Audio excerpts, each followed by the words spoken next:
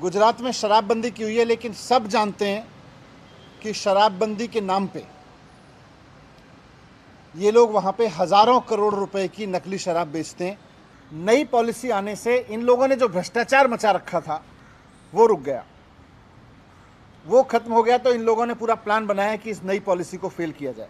तो उनको इन्होंने ईडी से धमकाया, सीबीआई से धमकाया। तो बहुत सारे शराब वाले तो, दुकान वाले तो बेचारे, कई सारे लोग तो दुकान छोड़ के चले गए। गुजरात में शराबबंदी की हुई है, लेकिन सब जानते हैं कि शराबबंदी के नाम पे ये लोग वहाँ पे हज़ारों करोड़ रुपए की नकली शराब बेचते हैं, सरकार को चूना लगाते हैं, जहरीली शराब लोग पीते हैं, लोग मरते हैं।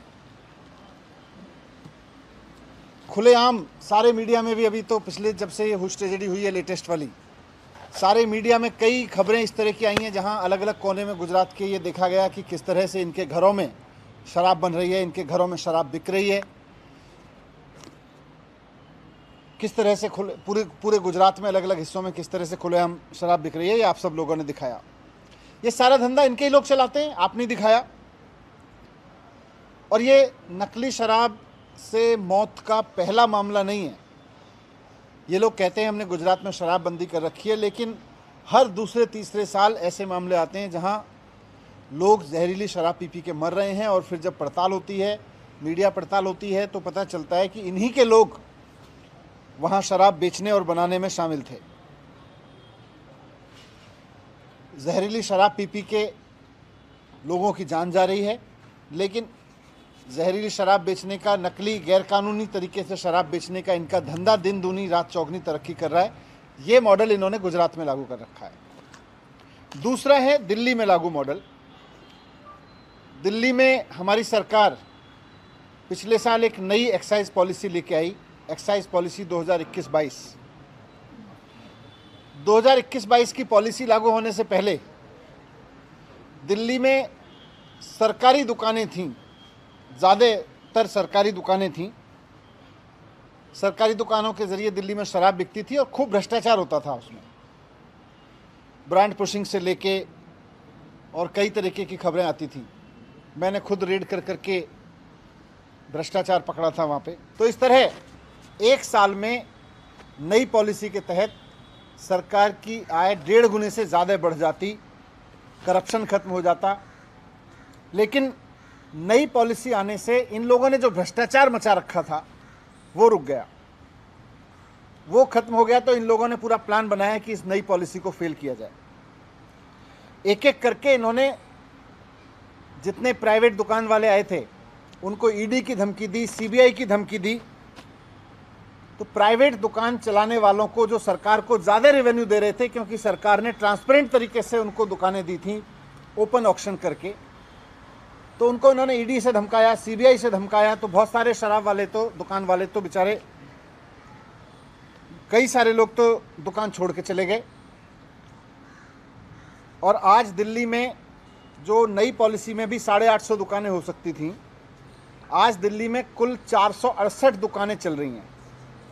और 1 अगस्त से कई और दुकान वाले भी, क्योंकि ये सीबीआई से डरा रहे हैं, ईडी की धमकी दे रहे हैं दुकान वालों को, तो ये 468 दुकानों से भी और कम हो जाएंगी। कई और लोग दुकानें छोड़ के जाने वाले हैं। इनका मकसद है कि दिल्ली में शराब की किल्लत पैदा करो। इनका मकसद है कि दिल्ली में लीगल तरीके से बिकने वाली शराब का क्वांटम कम करते चले जाओ। अब मैं आपके सामने एक थोड़ा सा और डेटा रखना चाहता हूँ कि दिल्ली में और बाकी राज्यों में शराब की बिक्री की, शराब की दुकानों की पर कैपिटा संख्या क्या है, उसका एक डेटा है। गुड़गांव में जहां बीजेपी का शासन है, 4166 लोगों पे शराब की एक दुकान है। नोएडा में जहां बीजेपी का शासन है, 1390 लोगों पे शराब की एक दुकान है।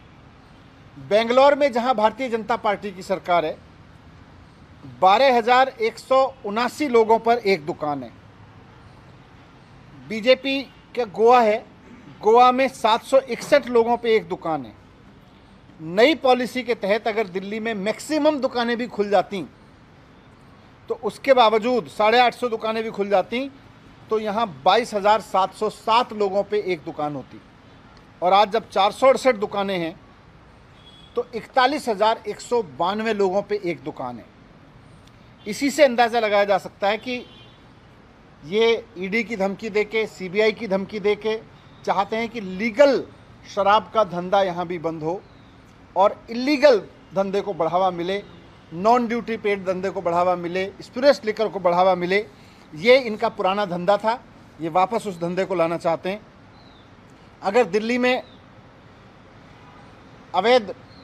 दिल्ली में लाइसेंस शुदा दुकानों की कमी होती है, अगर वैध तरीके से उपलब्ध शराब की कमी होती है, तो नकली शराब का कारोबार बढ़ता है, वो इनको फ़ायदा देता है। इसीलिए इन्होंने ईडी और सीबीआई की धमकी दे दे के दिल्ली सरकार के अफसरों को भी इतना डरा दिया है कि अब जो दुकानें खाली हो रही हैं उनका कोई लाइसेंस करने को तैयार नहीं है।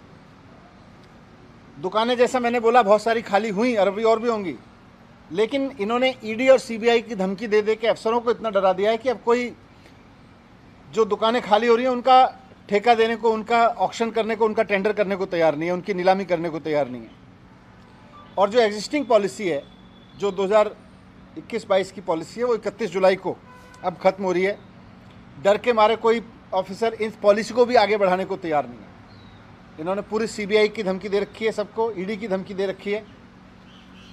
तो कुल मिला के इन्होंने दुकान वालों को डरा के और अफसरों को डरा के दिल्ली में ऐसे हालात बनाने की कोशिश की है जिससे 1 अगस्त से दिल्ली में एक्साइज ड्यूटी देने वाली दुकानें कम से कम होती चली जाएं और इससे इनका अवैध शराब का धंधा फिर से यहाँ पे फलने फूलने लगे। क्योंकि 1 अगस्त के बाद अगर सरकार निर्णय नहीं लेगी तो कोई पॉलिसी हो, यहाँ पे कोई पॉलिसी नहीं होगी। ये लोग चाहते थे।